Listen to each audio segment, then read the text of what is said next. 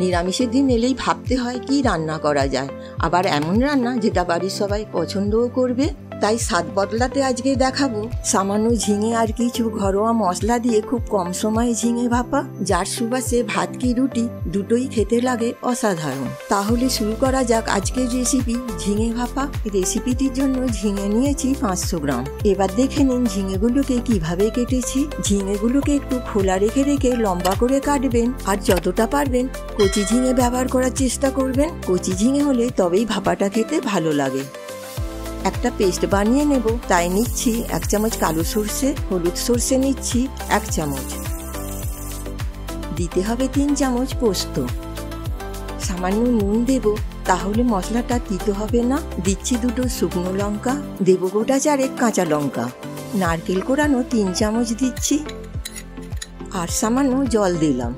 পেস্টটা কিন্তু একদম মিহি হবে। এবার কাটা ঝিঙেগুলো একটা মিক্সিং বলে নিয়েছি, তাতে দিচ্ছি মশলার পেস্টটা, দেব স্বাদ মতন নুন, কালারের জন্য দিচ্ছি সামান্য হলুদ, 1/2 চামচ চিনি দেবো টেস্ট ব্যালেন্সের জন্য, আর দিয়ে দেবো 6 চামচ সর্ষের তেল। এখন মশলাগুলোকে ঝিঙের সাথে খুব ভালোভাবে মেখে নিতে হবে।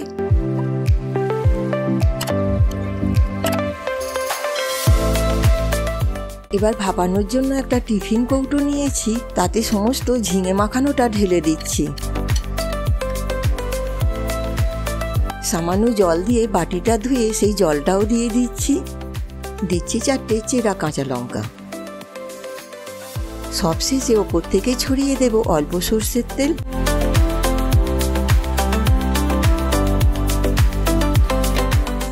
এবার একটা ট্রিভেট বা হটপট স্ট্যান্ড নিয়ে কড়াইয়ের মধ্যে বসিয়ে দিতে হবে।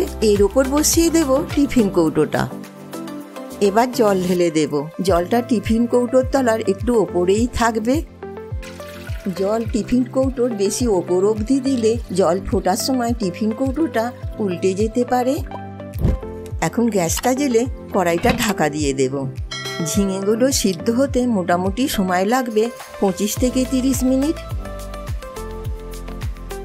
30 মিনিট হয়ে গেছে, গ্যাসটা অফ করে দিচ্ছি। একটু ঠান্ডা হলে তবেই ঢাকাটা খুলবেন। দেখুন জলটা ফুটে অনেকটাই কমে গেছে।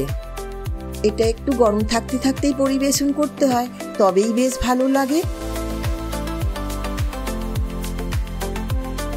দেখে বোঝা যাচ্ছে ঝিঙেগুলো বেশ ভালোই সিদ্ধ হয়েছে।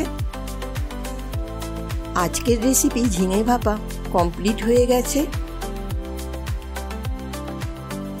আজকের রেসিপিটা বাড়িতে একবার হলেও ট্রাই করবেন, আর কমেন্ট করে জানাবেন কেমন লেগেছে আপনাদের।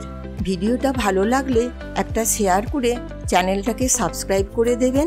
আমার ভিডিওর সর্বপ্রথম নোটিফিকেশন পেতে পাশে থাকা নোটিফিকেশন বেলটি অন করে দেবেন। আজকের জন্য এটুকুই। ভালো থাকবেন, সুস্থ থাকবেন। দেখা হবে পরের ভিডিওতে।